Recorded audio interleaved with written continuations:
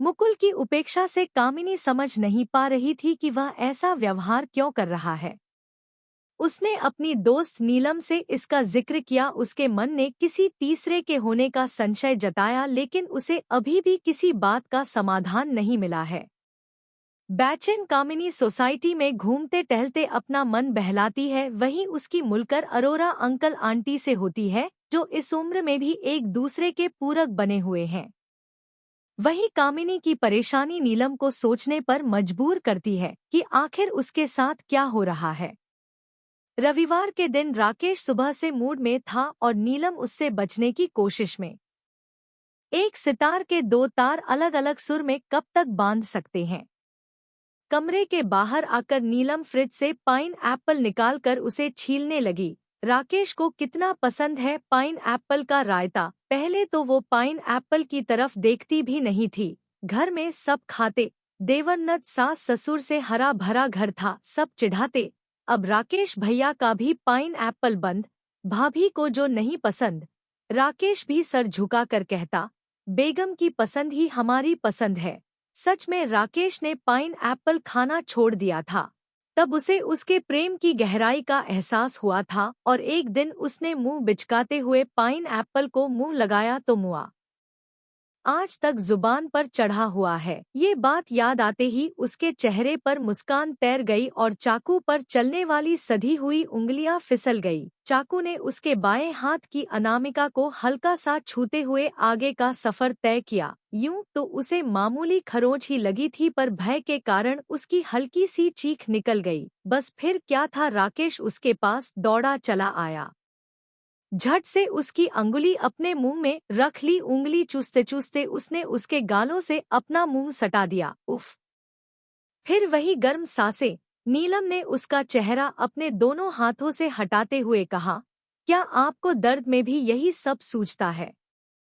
राकेश को थोड़ा अटपटा लगा, पर उसने फिर से उसे बाहों में भर कर कहा, नहीं मेम साहब, आज यही नहीं। आज आपका ये खिदमतगार रसोई संभालेगा।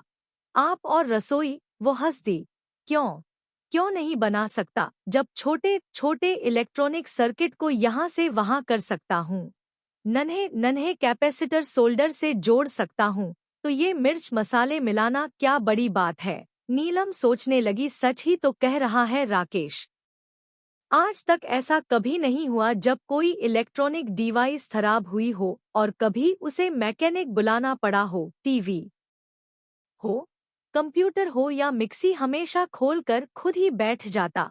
कभी कभी तो पूरा संडे इसी में निकल जाता। कितनी बेचैनी होती थी उसको। कितना चाहती थी वो कि राकेश कुछ पल उसके पास बैठे, पर वो किसी योद्धा की तरह तब तक लगा रहता जब तक ठीक ना कर देता। पर उसके समय की कमी की भरपाई वो रात में जरूर करता। फिर चाहे वो बातें करना हो, मनपसंद फिल्म देखना या फिर अलबत्ता खाना पकाने के मामले वो बस काम चलाऊं ही था।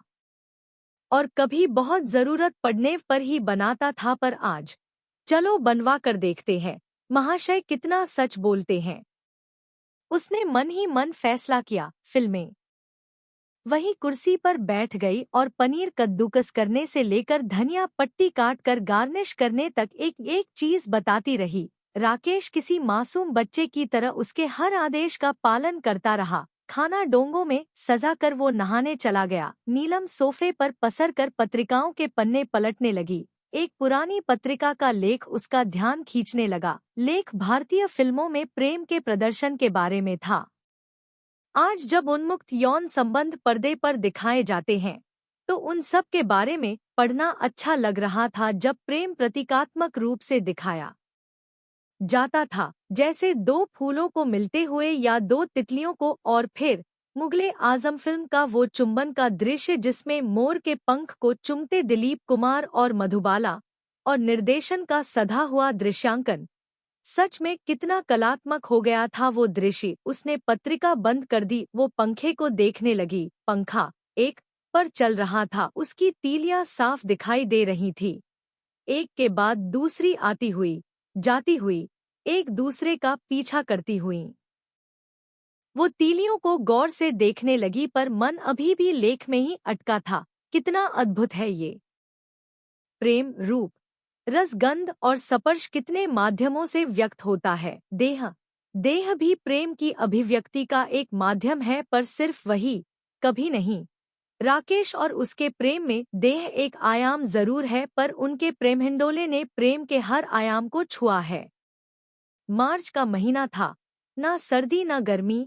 एक हल्का सा एहसास कभी सर्दी का फुरफुरी भर देता तो कभी गर्मी का एहसास माथे पर पसीने की हल्की सी रेखा खींच देता, जैसे दोनों में एक युद्ध चल रहा हो अपने अस्तित्व के लिए। सर्दी जाना नहीं चाहती और गर्मी उसे ठहरने नहीं देना चाहती, वैसे ही जैसे जवानी और बुढ़ापे के मध्य खड़े व्यक्ति के अंदर होता है। बचपन और जवानी के बीच ऐसा कोई संघर्ष नहीं होता। आती हुई जवानी सहज स्वीकार है, पर जाती हुई कितना बेचैन करती है। व्यक्ति कस कर पकड़ कर रखना चाहता है, खींच के थाम कर।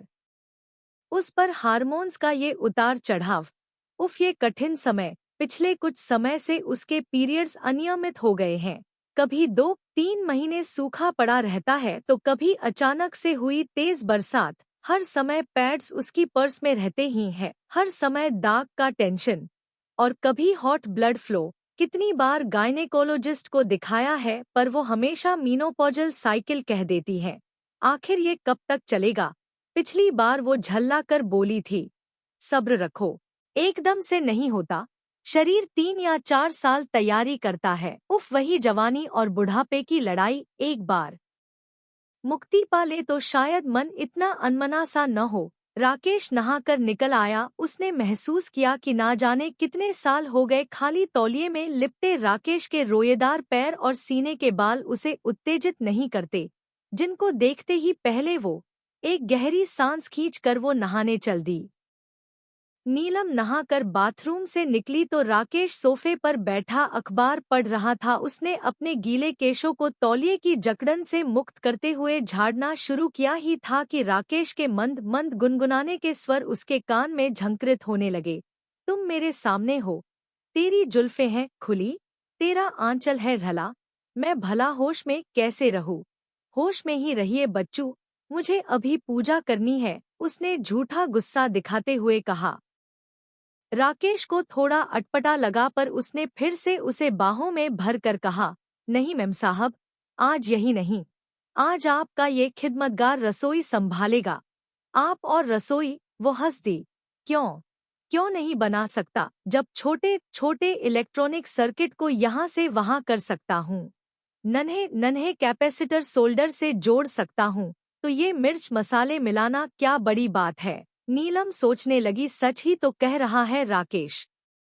आज तक ऐसा कभी नहीं हुआ जब कोई इलेक्ट्रॉनिक डिवाइस खराब हुई हो और कभी उसे मैकेनिक बुलाना पड़ा हो। टीवी हो, कंप्यूटर हो या मिक्सी, हमेशा खोलकर खुद ही बैठ जाता। कभी कभी तो पूरा संडे इसी में निकल जाता। कितनी बेचैनी होती थी उसको, कितना चाहती थी वो कि राकेश कुछ पल उसके पास बैठे, पर वो किसी योद्धा की तरह तब तक लगा रहता जब तक ठीक ना कर देता। पर उसके समय की कमी की भरपाई वो रात में जरूर करता, फिर चाहे वो बातें करना हो, मनपसंद फिल्म देखना या फिर अलबत्ता खाना पकाने के मामले वो बस काम चलाऊं ही था। और कभी बहुत जरूरत पड़ने पर ही बनाता था। पर आज चलो बनवा कर देखते हैं, महाशय कितना सच बोलते हैं। उसने मन ही मन फैसला किया। फिल्में वही कुर्सी पर बैठ गई और पनीर कद्दूकस करने से लेकर धनिया पट्टी काट कर गार्निश करने तक एक एक चीज बताती रही। राकेश किसी मासूम बच्चे की तरह उसके हर आदेश का पालन करता रहा। खाना डोंगों में सजा कर वो नहाने चला गया। नीलम सोफे पर पसर कर पत्रिकाओं के पन्ने पलटने लगी। एक पुरानी पत्रिका का लेख उसका ध्यान खींचने लगा। लेख भारतीय फिल्मों में प्रेम के प्रदर्शन के बारे में था। आज जब उन्मुक्त यौन संबंध पर्दे पर दिखाए जाते हैं तो उन सब के बारे में पढ़ना अच्छा लग रहा था। जब प्रेम प्रतीकात्मक रूप से दिखाया जाता था, जैसे 2 फूलों को मिलते हुए या 2 तितलियों को, और फिर मुगले आजम फिल्म का वो चुंबन का दृश्य जिसमें मोर के पंख को चुमते दिलीप कुमार और मधुबाला, और निर्देशन का सधा हुआ दृश्यांकन, सच में कितना कलात्मक हो गया था वो दृश्य। उसने पत्रिका बंद कर दी, वो पंखे को देखने लगी। पंखा एक पर चल रहा था उसकी तीलियां साफ दिखाई दे रही थी। एक के बाद दूसरी आती हुई, जाती हुई, एक दूसरे का पीछा करती हुई। वो तीलियों को गौर से देखने लगी पर मन अभी भी लेख में ही अटका था। कितना अद्भुत है ये। नीलम तैयार होने लगी। उसने पहनने के लिए गहरे फिरोजी रंग की साड़ी चुनी। उसकी आंखें बार बार भरी जा रही थी। उसका जी कर रहा था कि राकेश के सीने से लिपट कर देर तक रोए। वो समझ रही थी कि उसके इनकार से राकेश आहत हुआ है। वो अपने प्रेम से उसके दर्द को समेट लेना चाहती है, पर शारीरिक अंतरंगता ये उससे बिल्कुल सहन नहीं होती। अरुचि होती तब तक तो ठीक था, उसे तो विरक्ति होने लगी है। और राकेश गहरा फिरोजी रंग आकाश को बहुत पसंद है। जब भी वो उससे पूछती है कि आज क्या पहनूं तो राकेश का जवाब यही होता है कि कुछ भी, पर डार्क फिरोजी रंग का। वो भी मुस्कुरा कर कहती, आपने तो मेरे लिए ड्रेस कोड ही निर्धारित कर दिया। मुझे तुम इस रंग में सबसे खूबसूरत लगती हो। राकेश का हर बार यही जवाब होता, तो फिर तो मैं इसे संभल संभल कर पहनूंगी ताकि तुम्हारा आकर्षण हमेशा बना रहे। वो मुस्कुराते हुए कहती। तैयार होकर वो राकेश के पास दरवाजा बंद करने के लिए कहने को गई तो राकेश ने उसकी तरफ देखे बिना ही कहा, बाहर से लॉक लगाकर चली जाओ। मुझे अभी नींद आ रही है। वैसे भी एक चाबी मेरे पास है ही, जाना होगा तो निकल ही जाऊंगा। उसका मन हुआ कि कहे कि राकेश एक नज़र देख तो लो, मैं तैयार हुई हूँ तुम्हारी पसंद की गहरे फिरोजी रंग की साड़ी में। पर हिम्मत नहीं हुई। पार्टी में सबने उसकी सुंदरता की तारीफ करी, पर उसका मन में राकेश का उदास चेहरा ही घूमता रहा। शोरशराबा, हास परिहास सब उसे बेमानी लगा। पति पत्नी के रिश्तों की छेड़छाड़ भरे लोकगीत उसे अतीत में ले गए। पहले तो ऐसा नहीं था। उनके बीच दैहिक संबंध कितने ऊर्जा और गर्मजोशी से भरे हुए होते थे।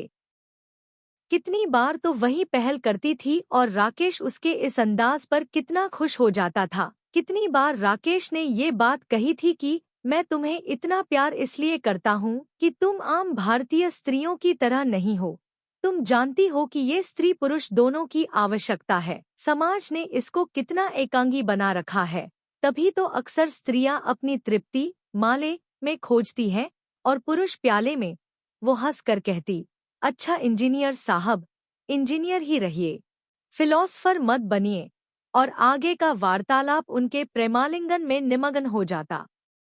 नीलम को अपने अंदर ग्लानि सी होने लगी। आखिर क्यों वो राकेश का साथ नहीं दे पा रही है। पार्टी समाप्त होते होते रात के 10 बज गए। अपने बेचैन मन को खुद ही थपकियां देते हुए वो सूनी राहों का सफर तय करने लगी। घर पहुंची तो राकेश मोबाइल में कुछ देख रहा था। उसे देखते ही उसने जल्दी से दूसरी विंडो खोल ली, जैसे कोई चोर रंगे हाथों पकड़ा गया हो। उसने देखकर भी अनदेखा करते हुए कहा, खाना खा लिया तुमने? हाँ, उसने संक्षिप्त उत्तर दिया। तो चलो सोने चलते हैं, नीलम ने मनुहार करते हुए कहा। प्लीज तुम अभी जाओ, मैं कुछ बुक्स पढ़ूंगा, राकेश ने उत्तर दिया। पुस्तकें व साहित्य? तुम और बुक्स? नीलम ने आश्चर्य दिखाते हुए कहा। हाँ, ऑफिस के काम के लिए कुछ पढ़ना जरूरी है। तुम जाओ, राकेश के स्वर में आदेश था। नीलम चुपचाप बिना जिरह करे लेट गई। आंखों से नींद गायब थी। 11, 12, 2 घड़ी के कांटे आगे बढ़ते ही जा रहे थे और नीलम के बिस्तर की सलवटें भी। राकेश अभी तक नहीं आया था। पूछने की हिम्मत भी नहीं हुई। इंतजार करते करते न जाने कब उसे झपकी लग गई जो सुबह 5 बजे खुली। राकेश सो रहा था, उसके बगल में मोबाइल रखा था। ना जाने उसे क्या सूझी, उसने मोबाइल उठाया और दूसरे कमरे में ले जाकर हिस्ट्री चेक करी। उफ! उसके हाथों से मोबाइल छूटते छूटते बचा। राकेश पोर्न साइट सर्च कर रहा था। राकेश जो उसके अलावा किसी अन्य स्त्री को भाव ही नहीं देता था, आज एक बेपर्दा संसार में बेरोक टोक भ्रमण कर रहा था। क्या उसके इनकार के बाद अपनी कामना पूर्ति का मार्ग ये निकाला था? आंखों से आंसू टप टप गिरने लगे। क्या हो गया है राकेश को? क्या हो गया है उसे? कुछ तो है जिसके कारण उन दोनों के बीच सब कुछ पहले जैसा नहीं रहा। पा रही है। पार्टी समाप्त होते होते रात के 10 बज गए। अपने बेचैन मन को खुद ही थपकियां देते हुए वो सूनी राहों का सफर तय करने लगी। घर पहुंची तो राकेश मोबाइल में कुछ देख रहा था। उसे देखते ही उसने जल्दी से दूसरी विंडो खोल ली, जैसे कोई चोर रंगे हाथों पकड़ा गया हो। उसने देखकर भी अनदेखा करते हुए कहा, खाना खा लिया तुमने? हाँ, उसने संक्षिप्त उत्तर दिया। तो चलो, सोने चलते हैं, नीलम ने मनुहार करते हुए कहा। प्लीज तुम अभी जाओ, मैं कुछ बुक्स पढ़ूंगा, राकेश ने उत्तर दिया। पुस्तकें व साहित्य? तुम और बुक्स? नीलम ने आश्चर्य दिखाते हुए कहा। हाँ, ऑफिस के काम के लिए कुछ पढ़ना जरूरी है। तुम जाओ, राकेश के स्वर में आदेश था। नीलम चुपचाप बिना जिरह करे लेट गई। आंखों से नींद गायब थी। 11, 12, 2। घड़ी के कांटे आगे बढ़ते ही जा रहे थे और नीलम के बिस्तर की सलवटें भी। राकेश अभी तक नहीं आया था। पूछने की हिम्मत भी नहीं हुई। इंतजार करते करते न जाने कब उसे झपकी लग गई जो सुबह 5 बजे खुली। राकेश सो रहा था, उसके बगल में मोबाइल रखा था। ना जाने उसे क्या सूझी, उसने मोबाइल उठाया और दूसरे कमरे में ले जाकर हिस्ट्री चेक करी। उफ! उसके हाथों से मोबाइल छूटते छूटते बचा। राकेश पोर्न साइट सर्च कर रहा था। राकेश जो उसके अलावा किसी अन्य स्त्री को भाव ही नहीं देता था, आज एक बेपर्दा संसार में बेरोक टोक भ्रमण कर रहा था। क्या उसके इनकार के बाद अपनी कामना पूर्ति का मार्ग ये निकाला था? आंखों से आंसू टप टप गिरने लगे। क्या हो गया है राकेश को? क्या हो गया है उसे? कुछ तो है जिसके कारण उन दोनों के बीच सब कुछ पहले जैसा नहीं रहा।